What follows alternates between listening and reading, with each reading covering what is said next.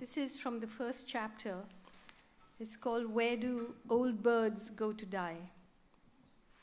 She lived in the graveyard like a tree. At dawn, she saw the crows off and welcomed the bats home. At dusk, she did the opposite. Between shifts, she conferred with the ghosts of vultures that loomed in her high branches. She felt the gentle grip of their talons like an ache in an amputated limb. She gathered they weren't altogether unhappy at having excused themselves and exited from the story. When she first moved in, she endured months of casual cruelty like a tree would, without flinching.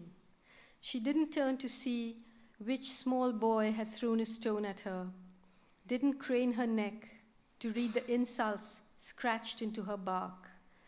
When people called her names, clown without a circus, queen without a palace, she let the hurt blow through her branches like a breeze and used the music of her rustling leaves as balm to ease the pain.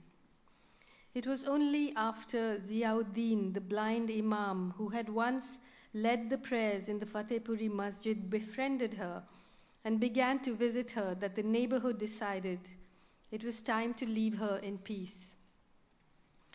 Long ago, a man who knew English told her that her name, written backwards in English, spelt Majnu. In the English version of the story of Layla and Majnu, he said, Majnu was called Romeo and Layla was Juliet. She found that hilarious. You mean I've made a khichdi of their story, she said. What will they do when they find that Layla may actually be Majnu and Romy was really Julie? The next time he saw her, the man who knew English said he'd made a mistake. Her name spelled backwards would be Mujna, which wasn't a name and meant nothing at all. To this she said, it doesn't matter. I'm all of them. I'm Romy and Julie. I'm Layla and Majnu and Mujna. Why not? Who says my name is Anjum? I'm not Anjum. I'm Anjuman. I'm a mehfil. I'm a gathering of everybody and nobody, of everything and nothing. Is there anyone else you'd like to invite? Everyone's invited. The man who knew English said it was clever of her to come up with that one. He said he'd never have thought of it himself. She said, how could you have with your standard of Urdu? What do you think? English makes you clever automatically? He laughed, she laughed at his laugh. They shared a filter cigarette. He complained that Will's navy-cut cigarettes were short and stumpy and simply not worth the price. She said she preferred the many-day to Foursquare or the very manly red and white. She didn't remember his name now. Perhaps she never knew it. He was long gone, the man who knew English, to wherever he had to go. And she was living in the graveyard behind the government hospital.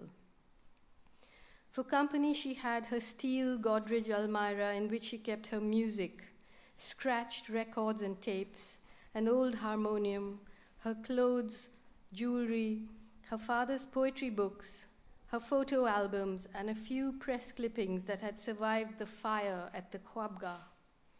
She hung the key around her neck on a black thread, along with her bent silver toothpick. She slept on a threadbare Persian carpet that she locked up in the day and unrolled between two graves at night. As a private joke, never the same two on consecutive nights. She still smoked, still navy cut. One morning, while she read the newspaper aloud to him, the old imam, who clearly hadn't been listening, asked, affecting a casual air, is it true that even the Hindus among you are buried, not cremated? Sensing trouble, she prevaricated.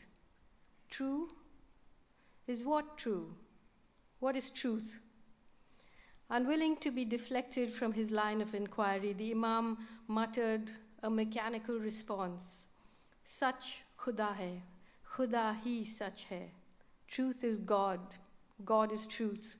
The sort of wisdom that was available on the backs of the painted trucks that roared down the highways. Then he narrowed his blind green eyes and asked in a sly green whisper, "Tell me, you people, when you die, where do they bury you? Who bathes the bodies? Who says the prayers?"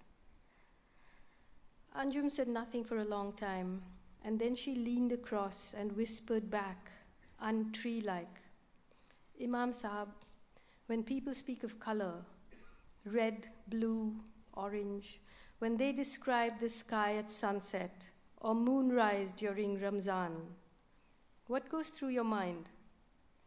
Having wounded each other thus deeply, almost mortally, the two sat quietly side by side on someone's sunny grave, hemorrhaging.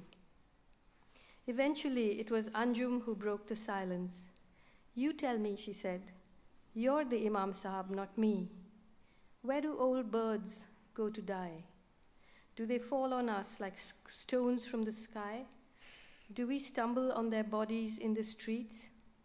Do you not think that the all-seeing, almighty one who put us on this earth has made proper arrangements to take us away?" That day, the Imam's visit ended earlier than usual. Anjum watched him leave, tap, tap, tapping his way through the graves, his seeing eye cane making music as it encountered the empty booze bottles and discarded syringes that littered his path. She didn't stop him. She knew he'd be back, no matter how elaborate its charade. She recognized loneliness when she saw it. She sensed that in some strange, tangential way, he needed her shade as much as she needed his. And she had learned from experience that need was a warehouse that could accommodate a considerable amount of cruelty. Even though Anjum's departure from the Khwabgah had been far from cordial, she knew that its dreams and its secrets were not hers alone to betray. Thank you.